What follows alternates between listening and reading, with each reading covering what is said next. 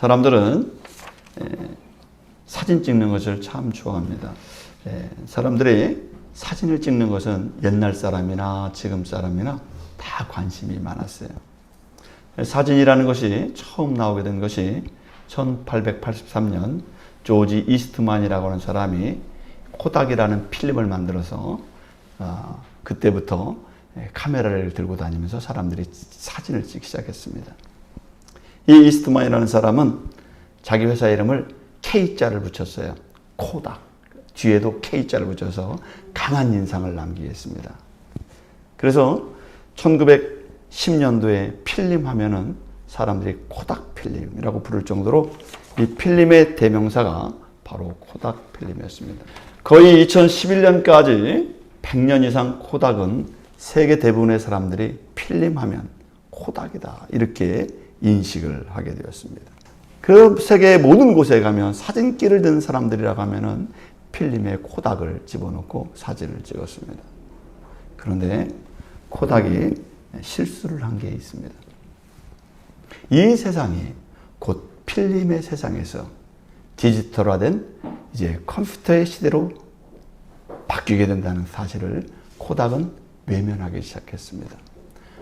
사람들은 여전히 필름을 넣는 사진기를 더 좋아할 거야. 우리 사진기가 얼마나 좋은데. 세상이 아무리 바뀌어도 사람들은 사진기를 바꾸지 않을 거야. 이렇게 생각을 했습니다. 이 코닥에서는 선택과 집중을 잘못했어요. 회사의 방향을 바꿔야 됨에도 불구하고 그렇게 필름만을 고집하기 시작했어요. 필름이 최고야. 사람들은 시대가 지나가면서 점점 필름을 외면하기 시작했습니다. 그렇게 세계적인 회사, 100년 동안 세계에서 제1위 가는 그런 회사였음에도 불구하고 이 회사는 점점 몰락의 길을 걸어가게 되었다는 거예요. 그리고 결국 2012년도 1월 19일에 파산 신청을 내게 되었습니다. 여러분, 선택과 집중을 잘못하니까 아무리 세계적인 회사랄지라도 도태의 길을 걸어가게 되는 것을 볼 수 있어요. 반면에 2003년도에 새롭게 회사를 차린 초보 회사가 있습니다. 그 회사가 어떤 회사냐면 테슬라라고 하는 회사예요. 지금 22년의 짧은 회사 현역을 가지고 있습니다. 그런데 이 회사는 선택과 집중을 잘했습니다. 일론 머스크라는 회장은 미래 사회는 화석 에너지를 가지고 가는 시대가 없어질 것이다. 기름 넣고 가는 차가 없어질 것이다. 분명히 전기 에너지를 가지고 사람들이 자동차를 타는 시대가 도래하게 될 것이다. 이렇게 생각해서 이 사람은 기름 넣는 자동차를 한 대도 안 만들었어요. 전기 자동차만을 만들었습니다. 컴퓨터가 지배하는 자동차를 만들었어요. 테슬라 자동차를 만들었습니다. 이 사람의 선택과 집중은 세계 시장의 판도를 바꾸게 되었습니다. 그리고 전기 자동차 시장에서 겨우 20년 만에 세계를 석권하는 그런 회사가 되어버렸습니다. 현재 2025년 세계에서 가장 부자 중에 1등이 누구일까요? 말 안 해도 알겠죠? 답을 다 알려줬어요. 일론 머스크, 테슬라 회장이 세계에서 지금 최고의 부자가 됐습니다. 회사가 몇 년밖에 안 됐다고요? 23년밖에 안 됐어요. 선택과 집중은 인생을 바꾸기도 하고 회사도 바꿔놓기도 합니다. 인생에서 잘못된 선택을 하면은 잘못된 길을 가게 되고 좋은 선택, 옳은 선택을 하면은 더 멋진 인생을 살아갈 수 있는 게 우리의 삶이라고 할 수 있습니다. 우리 믿음의 사람들은 주님 안에서 선택과 집중을 잘 해야 될 줄 믿습니다. 믿음의 사람으로서 하나님께서 주시는 그 축복의 삶을 누릴 수 있는 저와 여러분이 되기를 주의 이름으로 축원합니다. 우리 경기중앙교회 성도님들은 잘 선택하고 잘 집중해서 주님 나라에 귀하게 쓰임받는 믿음의 사람이 되기를 주의 이름으로 축원합니다. 오늘 본문에는 마르다와 마리아의 이야기가 나오고 있습니다. 이 둘은 자매입니다. 이 두 사람은 신앙생활을 통해서 선택과 집중의 중요성이 얼마나 우리에게 중요한 건가를 성경 말씀을 통해서 우리에게 알려주고 있습니다. 이 마르다와 마리아는 자매이지만 선택하는 것과 집중하는 것이 달랐다는 거예요. 똑같이 한 집에 살고 있는데 그들의 선택과 집중이 다르다는 것입니다. 오늘 우리는 본문 속으로 들어가서 이 선택과 집중을 우리가 어떻게 해야 될 것인가를 한번 생각해 보기를 원합니다. 첫 번째는 예수님과의 만남 속에서 신앙생활의 출발은 이 두 사람 모두 좋았다는 것입니다. 신앙생활의 출발은 좋았어요. 오늘 본문의 말씀을 보면 이 신앙의 출발이 얼마나 맑은 날씨처럼 좋은지 모릅니다. 왜냐하면 예수님과의 만남이 너무너무 순조로웠기 때문에 그렇습니다. 길을 가다가 예수님을 만나게 되었고 예수님을 만난 이 마르다는 자기의 집으로 방문하도록 예수님을 요청했고 예수님은 그 집에 방문하게 되었어요. 자기 집에 예수님을 모시게 되었습니다. 얼마나 기분 좋은 일이에요. 얼마나 행복한 일입니까? 38절에서는 이렇게 말씀합니다. 그들이 길을 갈 때 예수께서 한 마을에 들어가시며 마르다라 이름한 한 여자가 자기 집으로 영접하더라 이렇게 됐어요. 그 동네에 얼마나 많은 집들이 있었겠어요. 얼마나 많은 사람들이 예수님을 초청하고 싶었겠습니까? 그런데 예수님을 제일 먼저 초청한 사람이 누구예요? 마르다가 자기 집으로 예수님을 초청했다는 거예요. 마르다는 바쁜 일상 속에서도 예수님께 관심이 많은 사람이었어요. 주님 앞에 집중하고 주님을 바라보는 사람이었습니다. 그러니까 많은 사람들이 기회가 열려져 있었지만 마르다는 그 예수님을 영접하고 자기의 집으로 모실 수 있는 기회를 이 마르다가 얻게 된 것입니다. 마르다는 누구보다도 적극적인 여자였어요. 생활도 적극적이고 믿음 생활도 적극적이었습니다. 예수님에 대한 섬김이 열정적인 거라는 것을 오늘 본문을 통해서 보면 알 수가 있어요. 이 마르다의 행동이 얼마나 과감하고 얼마나 빠르고 얼마나 선택을 잘하는지를 오늘 본문은 보여주고 있습니다. 사랑하는 성도 여러분, 누구든지 신앙생활을 잘하려면 이렇게 적극적일 필요가 있는 줄로 믿습니다. 적극적인 사람은 예수님에 만날 수 있는 기회를 얻게 되는 것이고 예수님을 모실 수도 있고 은혜를 크게 받을 수도 있는 것이고 섬길 수 있는 기회를 얻게 될 줄로 믿습니다. 적극적인 사람은 가까이에서 주님의 말씀을 들을 수 있는 기회도 많이 가질 수가 있는 것입니다. 그래서 우리 신앙생활은 늘 적극적이어야 될 줄로 믿습니다. 뭘 해도 적극적이어야 돼요. 그래야 어떤 행동에 좋은 결과이든지 어떤 모습인지 결과가 드러나게 되는 것입니다. 어떤 사람이 나는 농구를 잘하고 싶어. 그렇다고 해서 농구공을 계속 바운드만 하고 바닥만 두드리고 있으면 이 농구공으로 골을 넣을 수가 없어요. 슛을 하지 않으면 골대에 골이 들어가지 않습니다. 농구공을 들고 계속해서 슛을 던져야 됩니다. 골을 향해서 계속해서 그물을 향해서 슛을 던지다 보면 실력이 쌓이게 되는 거예요. 던지다 보면 골에 들어가는 것들이 많이 있게 되는 것입니다. 적극적인 사람이 결국 좋은 결과를 얻어내게 되는 것입니다. 여러분의 믿음이 행동하는 믿음이 될 때 그 믿음은 성장하고 발전할 수 있게 될 줄로 믿습니다. 늘 생각만 하고 우물쭈물하고 민기적거리면 그 사람의 믿음은 5년이 가고 10년이 가도 변화가 되지 않는 것을 볼 수가 있어요. 머릿속으로는 많은 것을 생각해요. 머릿속으로는 많은 신앙생활을 잘해요. 행동을 하지 않으면 그 신앙생활은 절대로 성장하지 않고 발전하지 않는다는 사실을 기억해야 될 줄로 믿습니다. 그런 면에서 보면 마르다는 정말로 본받을 만한 적극적인 믿음의 소유자였음을 볼 수가 있습니다. 신앙생활할 때도 적극적인 태도는 자신의 신앙을 더 아름답고 고귀하게 만드는 것입니다. 그런데 오늘 성경에서 마르다의 이 믿음의 열심이 마음의 분주함으로 바뀌게 되었음을 성경은 얘기하고 있어요. 마르다가 그렇게 열심히 있었는데 예수님을 집에 모셔놓고는 마음이 분주해지기 시작했습니다. 여러분, 기도가 없는 분주함은 믿음을 다운시킨다는 것을 우리는 기억해야 될 줄로 믿습니다. 분명히 마르다는 적극적이었습니다. 예수님을 섬기는 마음이 특심했고 열정이 넘치는 여성이었습니다. 뭔가를 하면 최선을 다하는 태도를 가진 이 마르다는 여걸 스타일의 사람이었습니다. 그런데 오늘 예수님을 자기 집으로 모셔놓고 마르다는 준비하는 일에 바빴다 이렇게 말씀하고 있어요. 뭔 일에 바빴어요. 예수님을 모셔놓고는 예수님께 집중하는 것이 아니라 이제는 뭐에 집중하기 시작합니까? 자기가 생각한 일에 집중하기 시작했다는 거예요. 자기의 일에 집중하다 보니까 신앙이 점점점 침체함으로 자기에게 다가오더라는 것입니다. 여러분, 믿음이 없이 기도 없이 마음이 바쁘고 조급해지면 그 사람의 신앙생활은 곧 흔들리기 시작한다는 점을 우리는 기억해야 될 줄로 믿습니다. 기도가 없이 바쁠 때 신앙은 혼란이 찾아오게 되는 것입니다.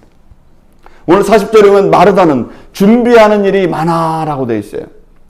마르다가 예수님을 모셔놓고 준비하는 일이 많았대요. 예수님을 모셔놓고는 자신의 생각에 빠지게 되었습니다. 예수님께 무엇을 해드릴까? 예수님이 무엇을 좋아하실까 생각하면서 섬기기는 섬기는데 예수님 자체보다 자신의 생각 속에 준비하는 일에 자기의 온 마음을 쏟기 시작했다는 거예요. 일에 매몰되기 시작했습니다. 여기서 일이라고 하는 것은 사역인 것입니다. 미니스트리, 사역, 봉사하는 일에 매몰되었다. 이런 것입니다. 마르다는 하나님께 예배하는 시간, 하나님께 기도하고 묵상하는 시간, 하나님과의 믿음의 관계 속에 있는 좋은 믿음의 그 마음을 소유하는 시간보다 일에 집착하기 시작했다는 거예요. 마르다의 마음속에 하나님 중심에 대한 그 믿음의 시간을 갖고 있던 그 마르다가 시간이 흘러가면서 본질이 뒤바뀌기 시작했다는 것을 성경은 보여주고 있는 것입니다. 하나님께 예배하고 말씀에 집중해야 하는 그 신앙생활의 그 근본적인 것에 중심을 두는 것이 아니라 2차적으로 해야 될 그 차선의 순위에 있는 것에 몰두하기 시작했다는 것입니다. 여러분, 신앙생활에는 반드시 대원칙이 있습니다. 신앙생활은 일 중심이 아니라 말씀 중심이어야 될 줄로 믿습니다.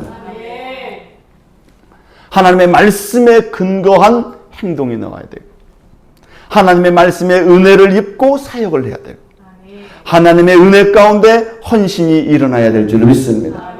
은혜를 받으면 기쁜 마음이 생겨요. 은혜를 받으면 감사한 마음이 생겨요. 그 감사함과 그 은혜 안에서 하나님의 사역과 일을 감당할 때 그 사역에는 위대한 능력이 나타나게 될 줄로 믿습니다. 그런데 오늘 본문에서 마르다의 신앙생활에 갑자기 왜 문제가 발생했을까요? 왜 마르다의 신앙에 혼란이 찾아왔을까요? 그것은 첫 번째로 보니까 마음이 분주했다라고 성경에서 말씀하고 있습니다. 마음이 어떻게 했다고요? 마음이 분주했다. 40절에 보면 이 마르다의 마음이 분주했다 이렇게 나오고 있어요. 예수님을 집에 모셔왔는데 마음이 분주해졌습니다. 이 분주라고 하는 단어는 헬라어로 페리에스파토라고 하는 단어예요. 페리에스파토라고 하는 단어인데 이 분주라고 하는 말은 마음이 산란해졌다. 주의가 산만해졌다. 이성을 잃었다. 이런 뜻을 가지고 있어요. 예수님을 분명히 모셨어요. 예수님을 모시고 좋았어요. 그런데 이 마르다의 마음은 어떻게 됐습니까? 산만해졌다는 거예요. 지금 제정신이 아니라는 거예요. 중심을 못 잡고 있다는 거예요. 마르다가 지금 예수님을 모셨음에도 불구하고 왜 집중력을 잃어버리고 있습니까? 일에 대해서 마음이 분주하기 때문에 그렇다는 거예요. 주님께 집중하고 예배에 집중하고 말씀에 집중하고 내 자신이 하나님 앞에서 신실한 사람으로 서 있는 것, 그것에 집중해야 되는데 마르다는 그 본질적인 것보다 일과 사역에 집중하다 보니 뭐가 분주해졌어요? 마음이 분주해져서 은혜를 다 까먹게 되는 거예요. 말씀을 다 까먹게 됐어요. 주님 앞에 집중해야 되는 주님의 사랑의 마음이 사라져버렸어요. 혼란스러웠어요. 예수님을 믿는데 혼란스럽고 신앙생활 하는데 복잡하고 안정이 안 됐다. 그런 얘기인 것입니다. 사랑하는 성도 여러분, 하나님의 사역은 은혜를 받으면 저절로 될 줄로 믿습니다. 사역이라는 것은요, 주님의 은혜에 감사해서 그 사역을 감당해야 될 줄로 믿습니다. 감동을 받으면 그 일을 하게 돼 있는 거예요. 감사함으로. 그래서 모든 사역과 일은 은혜 안에서 해야 될 줄로 믿습니다. 은혜를 받은 사람은 불평하지 않아요. 은혜를 받으면 불만하지 않습니다. 감사함으로 사역하는 사람은 어떤 희생도 헌신도 섬김도 봉사도 감사함으로 감당하는 사람이 될 줄로 믿습니다. 은혜가 충만하면요, 어떤 일을 해도요, 그것이 기쁘고 행복해요. 희생도 감사하게 받아들이게 되는 줄로 믿습니다. 그런데 은혜가 다 빠져버리고 예수님에 대한 그 집중력이 떨어져 버리면은 어떤 일을 할 때마다 억지로 하게 돼요. 마지못해서 하게 돼요. 억지로 하거나 자기를 드러내거나 자기의 목적을 위해서 하다 보면은 도중에 반드시 뭐가 발생합니까? 문제가 발생하게 된다는 것입니다. 하나님에 대한 은혜가 부족한데, 내 믿음의 그 충만함이 부족한데 사역을 하다 보면 그것이 어느 순간 부담으로 찾아오기 시작해요. 하나님의 일을 하는데 하나도 안 기뻐요. 주님을 위해서 봉사하는데 그것이 너무너무 싫어요. 왜 그렇습니까? 주님에 대한 본질적인 것에 집중하지 못했기 때문에 그 본질적인 것을 잃어버리니까 하나님에 향한 그 신실한 섬김과 헌신도 기쁨이 하나도 없는 사람이 되고 마는 거예요. 오늘 누가 그런 모습으로 나타나고 있습니까? 마르다가 지금 그렇게 신앙생활을 하고 있어요. 신앙생활을 그렇게 하고 있어요. 사랑하는 성도 여러분, 우리 교회 성도님들은 혹시 내 마음이 분주해지거들랑 주님 앞에 집중할 수 있기를 주의 이름으로 바랍니다. 예배에 집중하시고 하나님 말씀에 집중하시고 은혜에 집중하시길 주의 이름으로 바랍니다. 그러다 보면요, 하나님도 그 은혜 안에서 어떤 일을 해도 감사함으로 교회에서나 가정에서나 일상에서 하나님께 감사한 믿음을 마음을 갖고 살아가는 행복한 그리스도인이 될 줄로 믿습니다. 우리 교회에서도 보이지 않는 곳에서 헌신하는 분들이 많아요. 헌신하실 때 여러분들이 은혜 속에서 헌신하기를 주의 이름으로 축원합니다. 교회에서 청소를 하고 커피를 대접하고 보이지 않는 곳에서 헌신하시는 분들이 너무너무 많아요. 여러 부분에서 헌신을 많이 하고 계십니다. 그 사역과 헌신이 여러분들의 마음을 혼란하게 해서는 안 된다는 점을 기억하시길 주의 이름으로 축원합니다. 여러분의 헌신이 억지로나 인간적으로 하지 마시고 하나님 주시는 기쁨과 은혜 안에서 하나님께 드려지는 진정한 믿음의 헌신이 되기를 주의 이름으로 축원합니다. 오늘 이 마르다가 이렇게 마음이 분주하니까 혼란스러운 감정을 가지고 있으니까 믿음이 파도처럼 막 출렁거려요. 사람이 마음이 분주하고 인간적인 생각을 가지면요, 그 원인을 어디서 찾는 줄 아세요? 내가 이렇게 된 게 다 누구 때문에요? 네, 다른 사람 때문에 그래요. 나 때문에 그런 게 아니에요. 다른 사람 때문에 그래요. 자, 오늘 마르다를 보시겠습니다. 마르다는 자신의 감정이 분주하고 이렇게 혼란스러운 것은 좀 마르다 때문에 그렇다는 거예요. 자신의 감정을 타인에게 투사해버립니다. 이걸 투사라고 하는 거예요. 내 감정이란 건 저 사람 때문에 그렇다. 마르다 때문에 그렇다는 거예요. 40절에 보니까 이렇게 되어 있습니다. 주여, 내 동생이 나 혼자 일하게 두는 것을 생각지 아니하시나이까? 이렇게 얘기해요.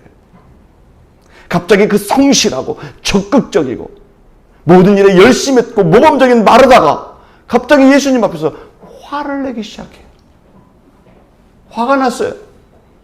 예수님을 모셔놓고 그렇게 좋은 일을 하고 적극적인 이 여인이 갑자기 감정이 나빠졌어요.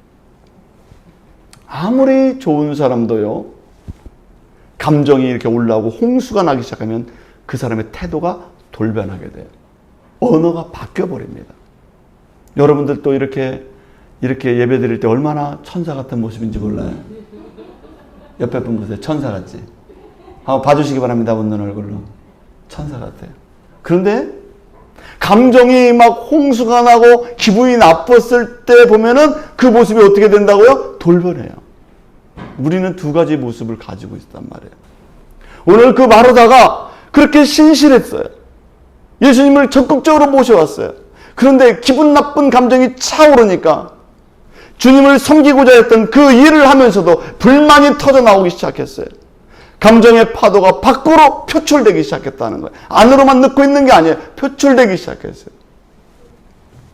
그러더니 결국은 동생에게 그 잘못을 다 떠넘기고 있는 것을 성경에서 볼 수가 있는 것입니다. 40절에서 이렇게 말씀하잖아요. 내 동생이 나 혼자 일하게 두는 것을 생각지 아니하시나이까? 이 말은 뭡니까? 결국 이렇게 내 기분이 나쁜 이유는요, 다 내 동생 때문에 그렇습니다. 라고 마르다가 지금 말을 하고 있는 거예요. 내 감정에 문제가 찾아오고 내 신앙이 지금 흔들리고 혼란스러운 이유는 다 내 동생이 나를 도와주지 않았기 때문에 일어난 사건입니다. 내가 괜히 그런 줄 아세요? 이유가 다 있어요. 내 잘못이 아닙니다. 내가 이렇게 화내는 거 내 잘못 아닙니다. 내가 이런 상황 인식에 대해서 이렇게 열심히 있으면서 화를 내는 거 내 동생 때문에 그러는 거예요. 나 때문에 그런 게 아니에요. 이런 얘기예요. 사람은 감정을 투사할 대상을 찾습니다. 자신의 감정을 받아줄 희생양을 찾게 되는 거예요. 대부분 사람들이 그렇습니다. 그래서 옆에 화가 난 사람이 있으면 피하시길 바랍니다. 일단 피하세요. 옆에 분에게 전해주시기 바랍니다. 일단 피하세요. 일단 피하세요. 일단 피하세요. 일단 피하셔야 돼요. 이 감정이 화가 나는 사람, 이 감정이 홍수가 나는 사람 옆에 있으면요, 반드시 희생양을 찾게 돼 있어요. 그 사람. 피하시기 바랍니다. 옆에 있다가 잘못 걸리면 마른 날에 날벼락 맞는 원인도 모르게 된통 당하는 일이 생기게 되는 거예요. 피하시기 바랍니다. 어떤 학생이 학교에 가고 선생님한테 갑자기 혼이 났어요. 엄청 혼이 나가지고 이제 학교에서 마치고 돌아오는데 기분이 좋을까 안 좋을까요? 아, 선생님한테 오늘 칭찬받은 게 아니라 혼났어요. 혼이 나가지고 학교 가방 메고 막 오늘 투덜투덜 오는데 기분이 막 되게 나빴어요. 우울해지고 있는데 갑자기 보니까 깡통이 하나 있는 거예요. 빈 깡통에. 성질이 확 나니까 말이죠. 발을 들어 확 걷어찼어요. 깡통을 걷어찼어요. 에이, 스트레스 풀자. 깡통을 팍 걷어찼어요. 깡통이 팍 멀리 날아가는 거예요.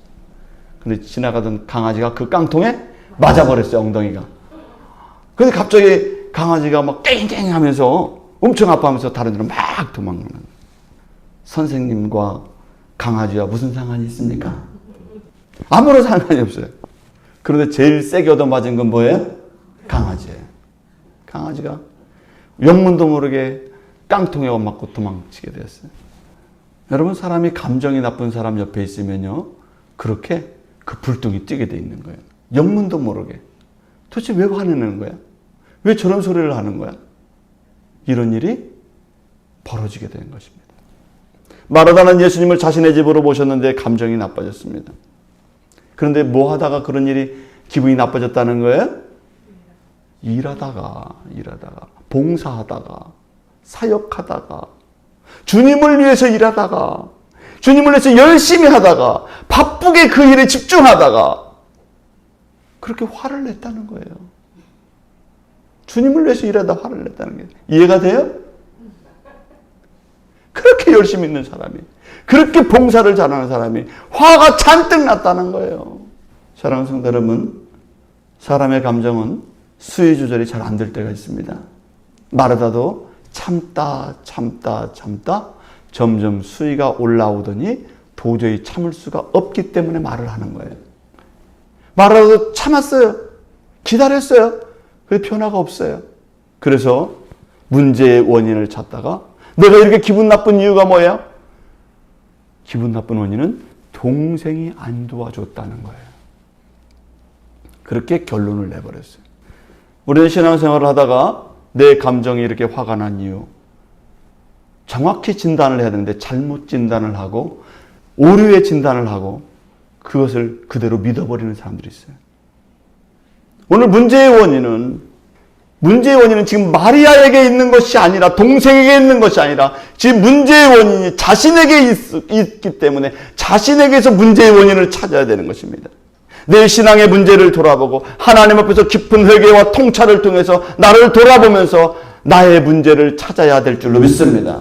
그래야 우리는 하나님 앞에서 내 자신을 올바르게 세워나가는 믿음의 사람이 될 줄로 믿습니다. 자꾸 다른 곳에서 희생양을 찾고 다른 곳에서 문제의 원인을 찾다 보니까 우리는 그 문제가 끊임없이 해결되지 않는 거예요. 사도행전 성도들은 베드로의 설교를 듣고 내가 어찌 알고. 설교를 듣고 내가 어찌 알고. 이 설교를 자기에게 대입했어요. 그리고 그 모든 문제의 원인이 바로 나에게 있다는 것을 발견하게 됐습니다. 자신을 성찰하고 돌이키고 회개했을 때 사도행전 교회 성도들은 개인이 변화되고 가정이 변화되고 교회의 평화가 찾아오는 놀라운 역사가 일어나게 된 줄로 믿습니다. 공동체는 더 사랑하게 되고 더 열심히 사역하는 공동체가 된 줄로 믿습니다. 다 자기에게서 문제를 찾았다는 거예요. 자기가 회개하게 됐다는 것입니다. 자기가 회개할 때 주님 앞에서 자기의 믿음을 올바르게 세우게 될 줄로 믿습니다. 자꾸 자기에게서 찾으시기 바랍니다. 내가 바뀌어야 가정이 바뀔 줄로 믿습니다. 한번 따라서 하겠습니다. 내가 바뀌어야 가정이 바뀐다. 내가 바뀌어야 교회가 바뀐다. 내가 바뀌어야 사회가 바뀐다. 점점 목소리가 적어지는 것 같아요. 안 바뀌려고. 내가 바뀌어야 돼. 내가 바뀌어야 돼. 내가 바뀌었고 내가 반성해야 되고 내가 먼저 회개해야 되고 내가 돌이켜야 될 줄로 믿습니다. 우리의 세상은요 다 다른 사람이 잘못했대요. 자기는 하나도 문제가 없어. 문제를 지금 마르다도 타인에게서 찾는 거예요. 그리고 마르다는 결국 자신의 감정을 문제를 누구에게까지 가져갑니까? 예수님께도 가져간다는 거예요. 예수님께로 가져가요. 신앙생활에 너무나 큰 불만이 생겼어요. 그러면서 예수님한테도 따집니다. 뭐라고 따집니까? 예수님, 그를 명하여 나를 도와주라 하소서 이러고요. 이게 좋은 투가 아니에요. 말이 투명한 거예요. 예수님, 나를 도와주라고 하세요. 왜 가만히 놔두세요? 저 마리아를. 저렇게 못되게 하고 있는데 왜 가만히 놔두세요? 왜 도와주지도 않고 봉사도 안 하고 있는데 왜 도와주라고 말하지 않으세요? 이렇게 누구한테 따진다고요? 예수님한테 따지는 거예요. 마르다의 처음 신앙은요. 예수님이 너무 좋아서 예수님을 자기 집으로 모시고 와서 예수님 때문에 봉사하면서 시작한 사람이었어요. 그런데 시간이 흘러가면서 이 마르다의 믿음은 예수님이 원망스러운 존재가 된 거예요. 예수님 때문에 그렇다는 거예요. 예수님 때문에 나만 고생하게 됐어요. 예수님 때문에 나 혼자가 됐어요. 예수님 때문에 나 혼자 고통스러운 시간을 보내고 있는 거예요. 이렇게 자기 혼자 느끼고 있는 것입니다. 다른 사람은 다 낙천적인데, 다른 사람은 다 편한데 왜 이렇게 나만 혼란스러운 마음을 가지고 있습니까? 누구 때문에 그래요? 예수님 때문에 그렇다고 이 마르다는 얘기하고 있는 거예요. 지금 마르다는 감정이 막 올라오고 또 상황인식이 잘 안 되니까 처음에는 마리아를 문제 삼더니 이제는 누구까지 문제 삼는 거예요? 예수님까지 문제를 삼는 거예요. 신앙생활을 할 때는요, 누구를 가르치려고 드는 것보다는 주님 말씀을 받아들이는 자세가, 수용하는 자세가 우리에게 필요한 줄로 믿습니다. 모든 것을 판단하는 위치에 있다 보면 어느새 다른 사람도 판단하게 되고 누구까지 판단하게 된다고요? 예수님 신앙생활의 모든 근본을 판단하게 되는 거예요. 지금 마르다가 그 길로 가고 있는 거예요. 마르다가 처음부터 그랬나요? 마르다 처음부터 그러지 않았어요. 처음에는 아주 성실했어요. 아주 신실했습니다. 그런데 봉사를 하면서부터 문제가 발생하기 시작했어요. 일을 하면서부터 문제가 생기게 됐던 것입니다. 예수님도 꾸짖고 동생도 무시하고 모든 것에 불만하는 마음이 언제 시작됐다고요? 일을 하고 봉사하면서부터 그렇게 됐다는 거예요. 말에 필터가 없어졌어요. 말도 참지도 않아요, 이제는. 그런 사람이 됐어요, 마르다가. 왜 이렇게 마르다가 이렇게 변질되었습니까? 그 신앙생활에 올바른 우선순위가 없었기 때문에 그런 것입니다. 믿음의 사람은 항상 하나님의 말씀 중심 안에 겸손한 자세와 주님 앞에 말씀을 배우는 자세가 필요한 줄로 믿습니다. 낮은 자세가 필요한 줄로 믿습니다. 기도하면서 감사함으로 주님을 섬기고 감사함으로 은혜 속에 헌신하고 은혜 속에서 봉사하는 나 자신은 없고 하나님의 영광만 드러날 수 있는 그런 믿음이 우리에게 있어야 될 줄로 믿습니다. 예수님은 마르다에게 뭐라고 처방해 주셨을까요? 예수님께서 이 마르다의 이 잘못된 부분을 처방해 주세요. 41절에서 이렇게 말씀합니다. 주께서 대답하여 이르시되 마르다야 마르다야 내가 많은 일로 염려하고 근심하나 몇 가지만 하든지 혹은 한 가지만 하니라도 족하니라. 마리아는 이 좋은 편을 택하시니 빼앗기지 아니하리라 하시니라. 오늘 예수님은 이 마르다에게 좋은 교육을 시켜주는데 선택과 집중이 얼마나 중요한 건가를 알려주고 있는 것입니다. 오늘 본문을 통해서 보면 우리 신앙을 돌아봐야 됩니다. 첫 번째는 말씀 듣는 것을 최우선으로 삼아야 된다는 것입니다. 예수님은 말씀하셨어요. 마리아는 이 좋은 편을 택하였으니 빼앗기지 아니하리라 그랬어요. 마리아는 지금 뭐 하고 있습니까? 예수님의 발치에서 말씀을 듣고 있잖아요. 그렇죠? 말씀 듣고 있어요. 마리아는 최우선이 뭐예요? 말씀 듣는 거예요. 주님 앞에서 말씀 듣는 것을 최우선으로 생각하는 사람. 그것이 바로 곧 예배입니다. 예배와 말씀과 기도, 이거를 제일 우선시하는 게 누구였어요? 마리아였다는 거예요. 그런데 언니 마르다는 뭘 우선시했습니까? 교제하는 거, 먹는 거, 사역하는 거, 봉사하는 거, 이게 우선이라는 거예요.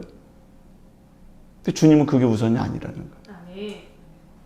신앙생활에서 분명히 봉사와 사역이 필요합니다.